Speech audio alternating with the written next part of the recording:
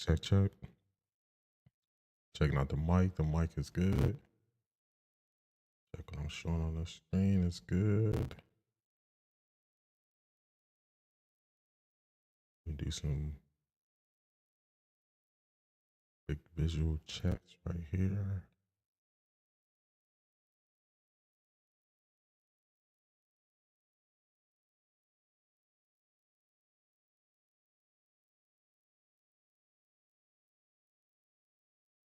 Just making sure we do some. All right, making sure all my streams are showing up the right way. So it looks like they are showing up the right way.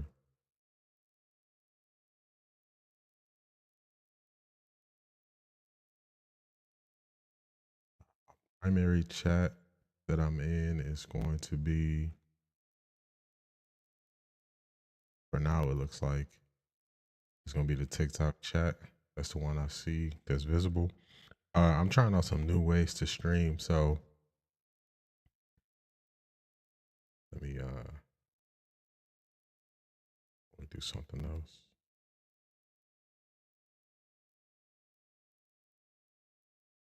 Shout out to Golden Kings. Just getting my last couple things set up. Shout out to everybody jumping in the stream. Getting my last couple things set up. So we can go ahead and go over everything Browns related. So we can get y'all ready for the game today at 1 p.m. Browns going against the Philadelphia Eagles. Should be a really good game. So just getting my last couple things set up here.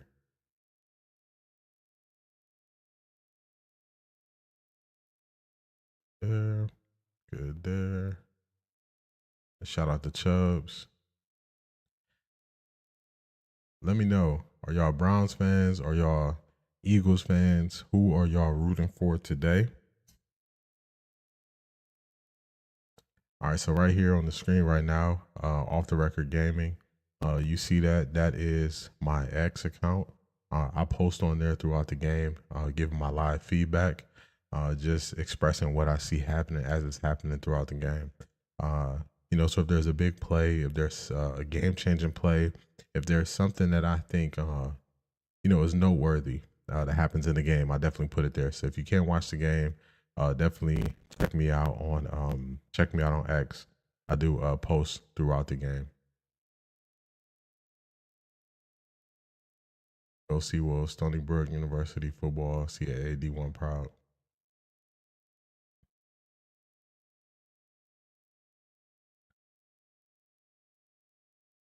All right, so let's get into it. Let's start.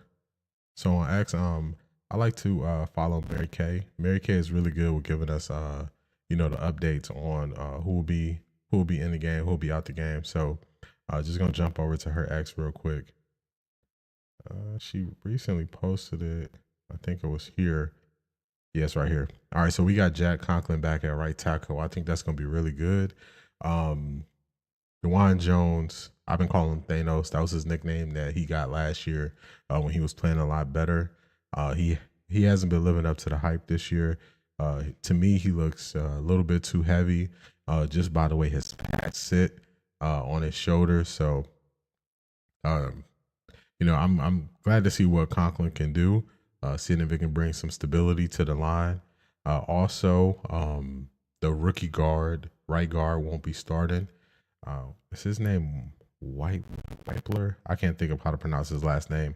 But we're going to be going with Michael Dunn instead at right guard. So those are some changes that I think will be good. Denzel is active today, so that's good. We definitely need Denzel playing. You see the game changed last week once Denzel went out the game, so that's a good thing. These are inactives here. You see him on the screen. Grand Depot out, concussion, during Top and Robinson, or DTR. We're going to make it short. Ronnie Hickman, Ethan Pochich just out. It's going to be tough without Ethan Pochich. And then Jordan Hicks. Jordan Hicks was playing pretty good before he got injured a couple weeks ago. So, all right. So those are the updates there. Let's see the line. This shocked me a lot that Now the open is Eagles minus 9.5. Basically, Eagles getting 10 points. I mean, Browns are getting 10 points. So that means that they have no faith in the Browns in this game. That's a large cover. Shout out to Natalie for the roses. I appreciate it.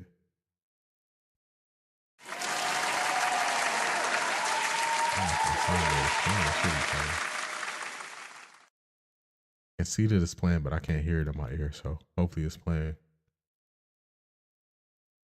Just something real quick.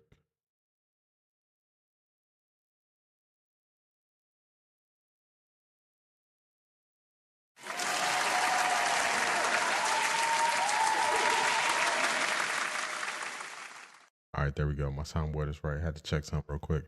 I appreciate that, Natalie. Thank you for the gift. So yeah, the Browns are or plus basically 10 points. So they got no faith in the Browns to win this game. As you see, matchup predictors, the Browns got a 30% chance to win. So you know, just no faith in the Browns. Me, I just want to see a clean, tough game. I want to see us limit the penalties that we've been having. We've been having a lot of penalties. I want to see us limit the penalties.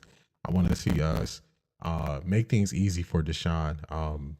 There's a lot of chatter going around about Deshaun missing throws and people being open, and people just kind of not having a accurate view of what the Browns are trying to accomplish. So I just want to see them make the game easy for him. I do want to see us do things a little bit differently because the Eagles have a very good defensive line, very good defensive tackles. So us just lining up and kind of tipping them off by being in the gun too much, I don't think will be a good thing. I think we need to um, kind of make them think. We got to kind of slow them down a step because they are so strong. So I definitely want to see some hard play action. I want to see us under center a little bit more, just making it a more balanced approach. Not necessarily run to pass, but more so look. I don't want to see us to spend majority of the time in the shotgun. When you're in the shotgun, what you're triggering off to the D line is just rush and stay in your lanes. And if they run the ball good, you just reach your arm out, but they don't have to think. They just go. So I definitely want to see us try to kind of get them off balance a little bit. So that's one thing I want to see. Let me know in the comments on what y'all think, what y'all are looking for throughout this game. Me, I want to see the Browns attempt to rush the ball. I want to see some screens. About 2 to 3 years ago, Kevin Stefanski he drew up a lot of good screenplays. He's still doing screens to the tight ends, but I'm not seeing enough screens to the running back, especially when teams are sending so much pressure at Deshaun and our offensive line.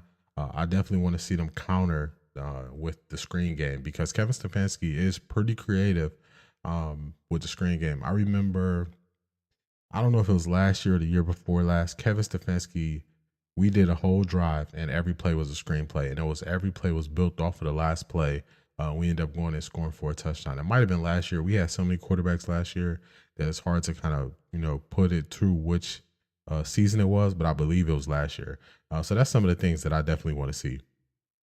Another thing, everybody calling for Deshaun to be benched and to go to Jameis.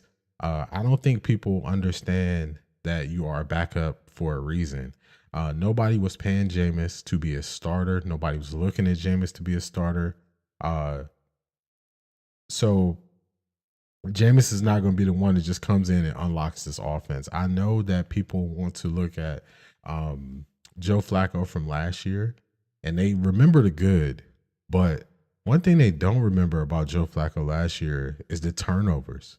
And that's one thing, like, I'm not trying to speak negatively about Joe Flacco, but I think people they got to look at what actually happened. You know, let's see. Let me see if I can pull up Joe Flacco stats from last year.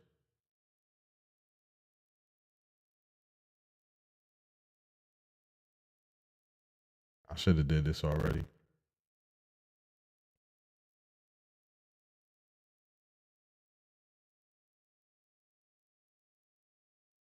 So I think this is the overview. I think this is this season.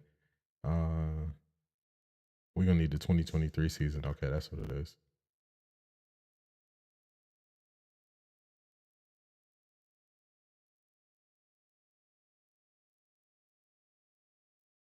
Yeah, so I don't think people realize that Joe Flacco, he put up big numbers. He did throw for 300 yards. He was the last quarterback to throw for 300 yards in a Browns uniform. Those things are true. But the other side of that, something else that's true is looking at interceptions. You know, Joe Flacco, he turned the ball over a lot. This is just barely, I mean, what is that? 1.25 to 1, just doing it off the top of my head. Quarterback to interception ratio. Yeah, he put up a lot of passing yards, which is cool. But if you turn the ball over at such a high rate, how could you um how could you expect, that person to come in and not do some of those same things? Just imagine if he's playing with this team that we have now, and Deshaun has been limited in the turnovers. If he just has turnovers at the rate that he had last year, which everybody goes back to. So, uh, one of your pits also have Jesse or Judy. Okay. Dang, that's tough because the Eagles have a bad secondary. The Falcons don't use Pitts enough. Um, that's a tough one. I would rule out Pitts because they just don't use him enough. You look in Judy or McConney. I think we might try to go with Judy to get him in. I would go with Judy. Yeah, I would go with Rachel. I would go with Judy. Appreciate the question. Yeah, so just looking at the stats from last year, it wasn't as good as people thought. And then no problem, Rachel. Then if we look at Jameis stats, we don't look at his career stats because he's been a backup the last couple of years. So this is preseason right here. But you just look at his season stats. I mean, 2021 was his last decent year, and I believe he got injured in 2021, and he wasn't able to finish that year. But 14 touchdowns to 3 interceptions. But if you look at the rest of his years, these last 2 years as backups, I'm not seeing this big upgrade over what we were getting from Deshaun this year. I mean, you're just not seeing it. So I think that people remember these years when he was with the Bucks. But even if you look at when he was with the Bucks, I mean, just look at this. Yeah, you got the 33 touchdowns, but you got 30 interceptions. No, you got 19 touchdowns, you got 14 interceptions. You got 19 touchdowns, you got 11 interceptions, 28 touchdowns, 18. So, Grady, I won't be streaming the game. I talk about the game pregame. I come back at the 2 minute warning to talk about postgame, all the key things that happen. I do post on X throughout the game. I'll give my thoughts and opinion. But yeah, you look at Jameis, it's just not. It's not what people think, and I think people just have a view of the backup quarterback is always a better option. Hey, something my hat doing something funky. Oh, because the sun is coming in, it's kind of messing up my green screen. Okay, Grady. The Browns, we win games that we probably shouldn't win. We have a chance to beat the Eagles because Jalen Hurts is having so many turnovers. But without our defense creating at least 2 to 3 turnovers, I don't see us winning. We have to create at least 2 to 3 turnovers to win, just to balance out. Is that Harrison Jr. or Evans? Yeah, y'all are getting healthy. So I mean, y'all got Devontae Smith coming back. Y'all got AJ Brown coming back. Our secondary is hurt. Our 2 starting safeties are out. So I mean, you just kind of look at it. It's tough. I mean, only thing that'll neutralize it is turnovers. Uh, the Browns' pass defense is okay. We get hit for big plays though. That's our problem. We will hold a team for 2 downs, and then we'll give up a 40 or 50 yard pass that kind of throws us off.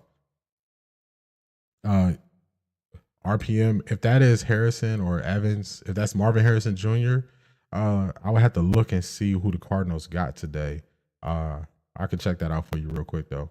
I do like our office is trash, man. Our office is trash. Arizona has Green Bay. Tampa Bay has New Orleans. I would go with Evans. I would definitely go with Evans in that game. Baker is always going to give Evans a shot. I like Green Bay. I think they're turning around with Jordan Love. So Marvin Harrison Jr., I don't know what it is. He doesn't seem to, just from the outside looking in, I don't think he gets the amount of targets he should get. I mean, he's one of those players where, you know, they should be force feeding him the ball. So I just don't think they are.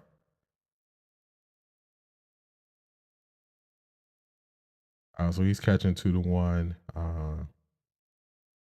17 receptions, 35 targets. Yeah, see, I don't think they're giving him the ball enough. I mean, I think he should be one of those guys to get 10 targets a game. So you know, Mike Evans is gonna get the shot. He gonna get it. Baker's gonna throw it up to him. He'll throw it up to him in double coverage. So that's why I would take Evans. Yeah, but our offense is kind of off. So we got to take it. Dobbins or Tracy.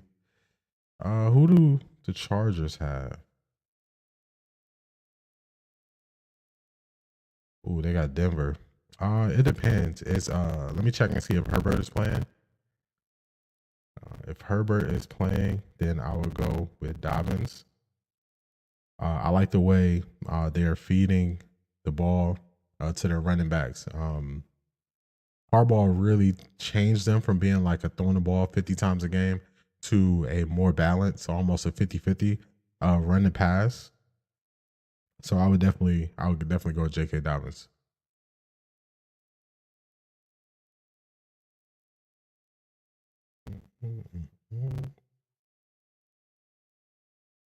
Oh yeah, definitely start Dobbins over Deontay Johnson for flex. You you really trust a quarterback that's playing for the Panthers? Why? don't trust. I mean, this is bad to say, but don't trust anybody kind of playing in Carolina right now. They had that one game where stuff was really good because uh, Dalton Dalton did good that first game, but if you notice, that second game Dalton got benched, and they brought in Bryce Young, and then yeah, but the thing is, let's look at Deontay Johnson's targets.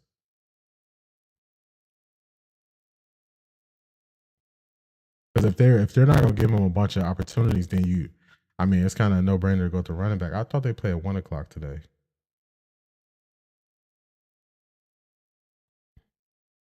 Panthers aren't the 1 o'clock game. Dang, am I tripping?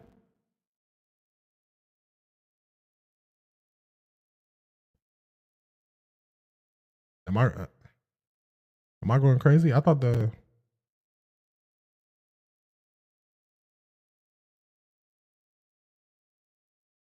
what's happening here? I thought let me see.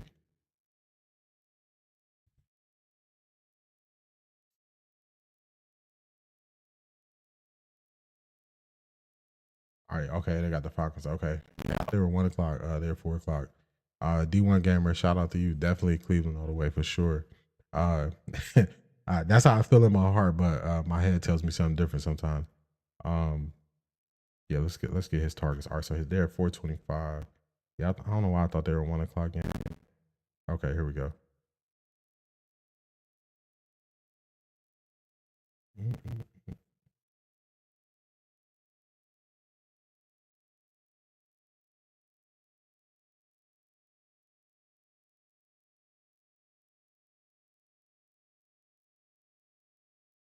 There we go.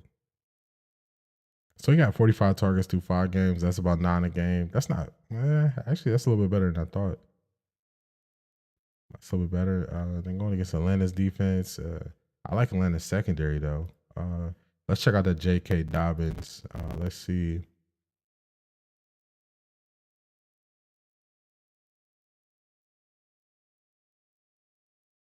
appreciate it for the follow, D1. I'm gonna follow you back once I get off the stream. All right, let's see. We're looking for the Chargers in Denver.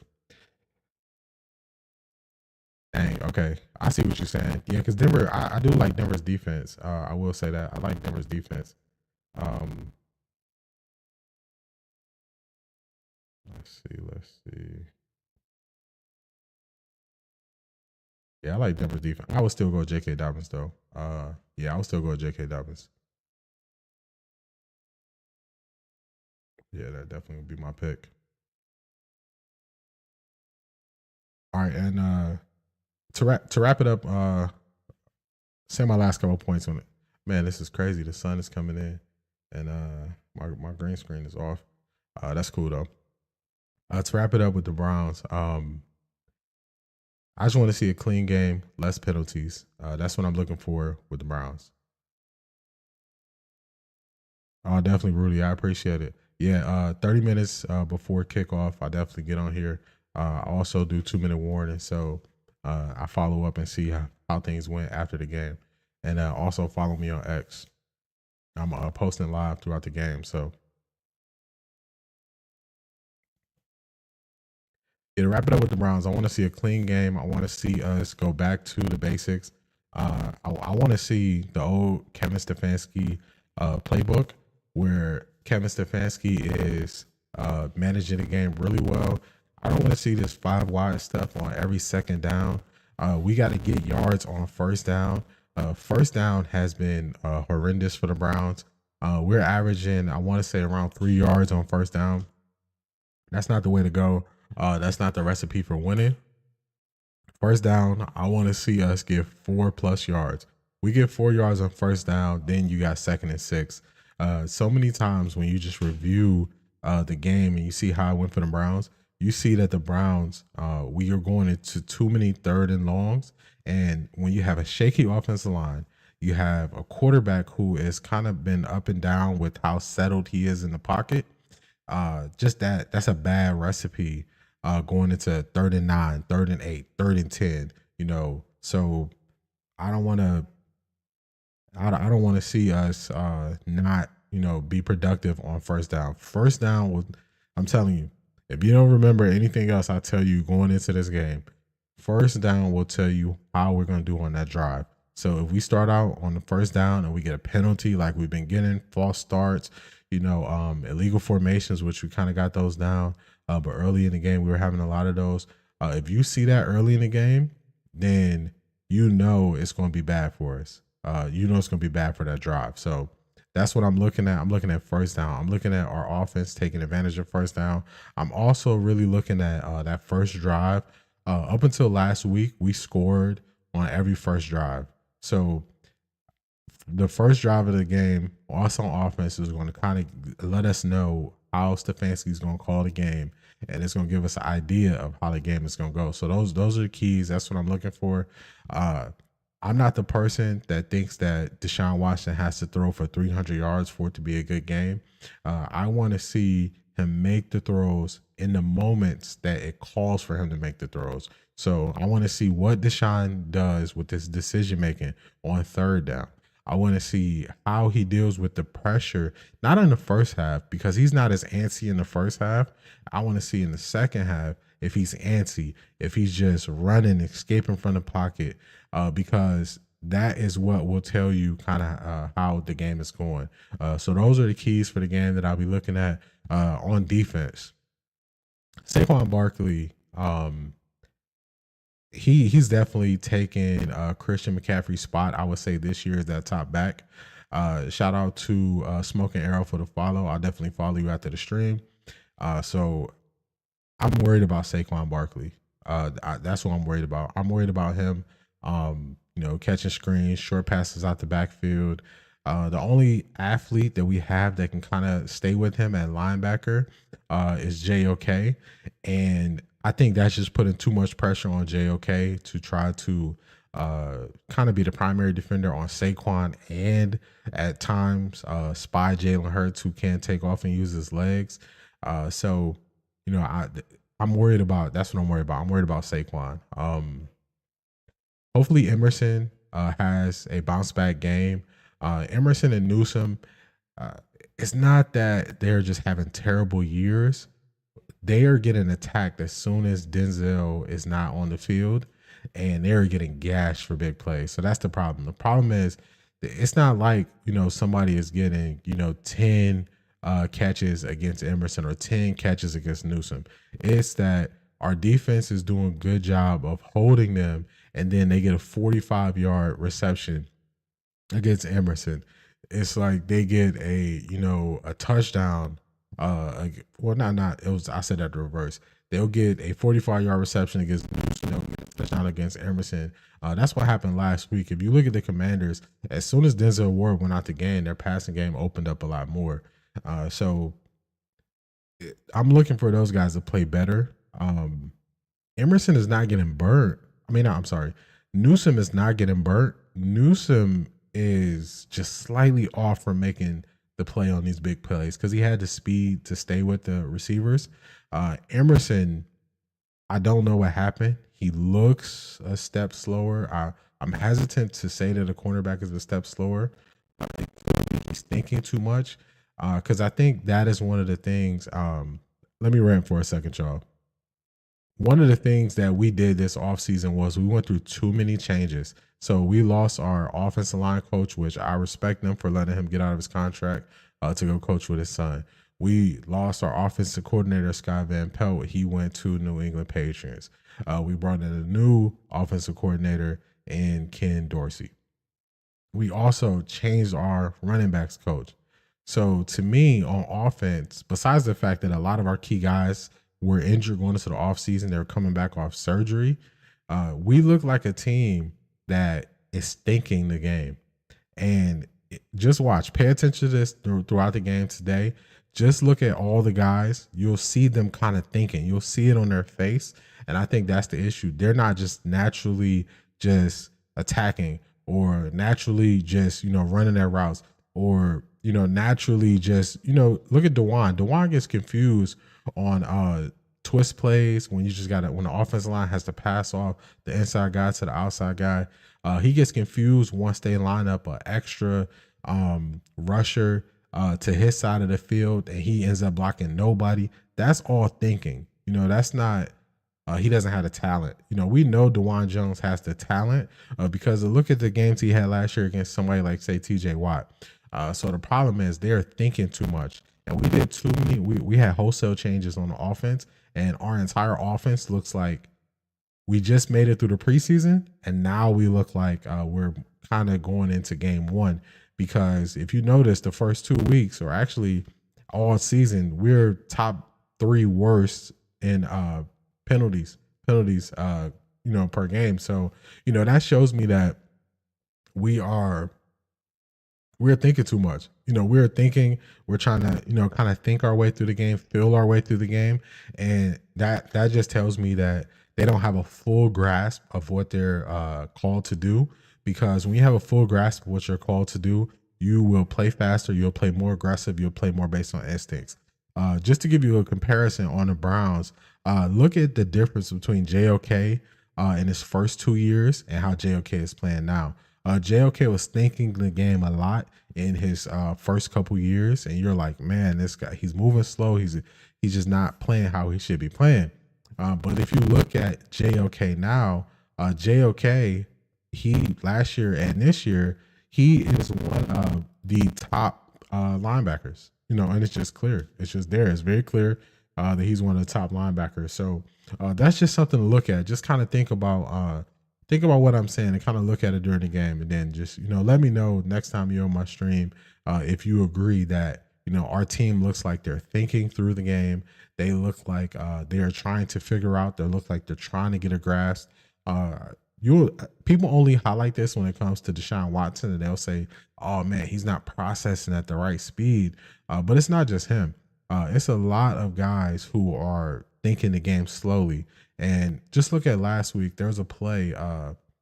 Dante Foreman. He actually had a great run on the play, but it was a run to the left side, so he should have been to the right side of the quarterback. He lined up to the left side. Appreciate the like. Appreciate the like, T. Rilla.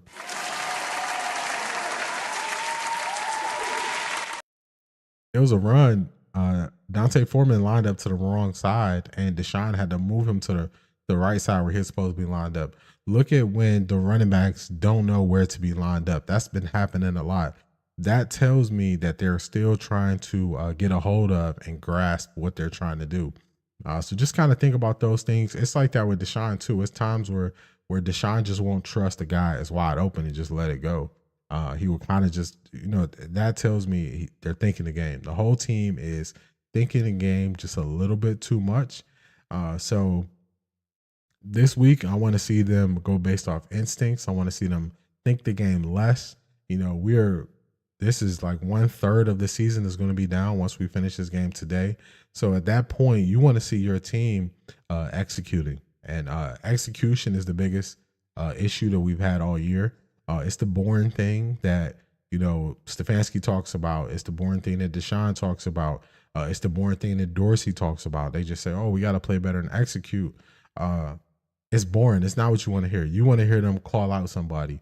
I'll give you an example. Last night in the Colorado game, after the game, you heard a reporter ask Coach Prime, "How did Shiloh play?" And he said, "Shiloh played like trash." Shiloh, that running back from Kansas State was just, he had Shiloh on skates. He had him second guessing. He had him thrown off. So we want to hear the Browns coaching staff call out guys like that, but it doesn't happen like that in the NFL. They're more diplomatic with the way they say it. So they hide behind a lot of execution. We got to execute. So I know that's not the way people want to hear it. That's not the way people want it to be addressed. But that's how they're going to address it. That's how they're going to say it. So with that, it's almost kickoff. So I'm going to be jumping off here. I appreciate everybody tapping in. I appreciate everybody who followed. I appreciate everybody for being here. I will be jumping back on at the 2-minute warning. This is right over here, what you see on the screen. Off the record gaming. This is my X account. Follow me on X. On X, I'll be just giving my feedback throughout the game, just calling it as I see it. So definitely tap into my X. Follow me on all platforms you see at the bottom of the screen. If you're on Twitter, if you're on X, if you're on YouTube, if you're on Twitch, follow me there. I talk Browns. I do a Dog Pound Takeover for Browns games on the weekend. Throughout the week, you will see me stream different games. And of course, I'm an Ohio sports fan. That's what I'll say, because I rock the Browns. I rep with the Cavs, the Guardians. Guardians will be playing the Yankees tomorrow. I'll be doing a live listen, playing the audio to that game. So tap in for all things Ohio sports, because I am an Ohio State fan. So I'll be watching those games, especially the big games for Ohio State. We watch all the games, but when we playing those little whack teams, we don't watch them. We know Ohio State's going to win. But once we get into the meat of the schedule, that's when we definitely pay attention and fully locked in. So I appreciate everybody for being here. I appreciate everybody for tapping in. I appreciate everybody for following. Without y'all, I wouldn't be here. So I appreciate y'all spending some time with me on this Sunday. Hopefully your team has a great game, as long as they're not playing